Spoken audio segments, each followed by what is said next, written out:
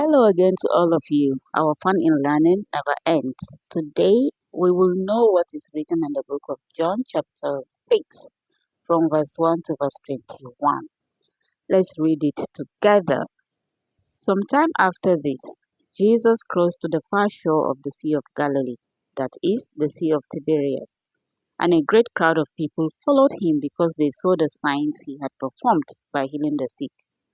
Then Jesus went up on a mountainside and sat down with his disciples. The Jewish Passover festival was near. When Jesus looked up and saw a great crowd coming toward him, he said to Philip, "Where shall we buy bread for these people to eat?" He asked this only to test him, for he already had in mind what he was going to do. Philip answered him, "It would take more than half a year's wages to buy enough bread for each one to have a bite." Another of his disciples, Andrew, Simon Peter's brother, spoke up. "Here is a boy with 5 small barley loaves and 2 small fish. But how far will they go amongst so many?" Jesus said, "Have the people sit down." There was plenty of grass in that place, and they sat down. About 5,000 men were there. Jesus then took the loaves, gave thanks, and distributed to those who were seated as much as they wanted. He did the same with the fish. When they had all had enough to eat, he said to his disciples, "Gather the pieces that are left over. Let nothing be wasted."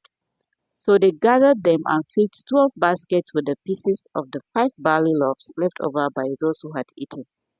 After the people saw the sign Jesus performed, they began to say, "Surely this is the prophet who is to come into the world." Jesus, knowing that they intended to come and make him king by force, withdrew again to a mountain by himself. When evening came, his disciples went down to the lake, where they got into a boat and set off across the lake of Capernaum.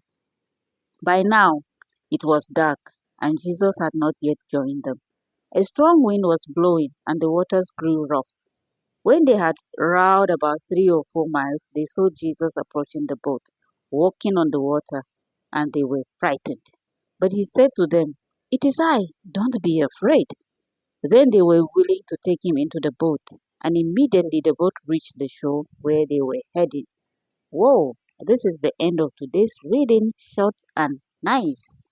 Until tomorrow, we'll continue from where we stopped. But, 5,000 people. How did they even talk to them?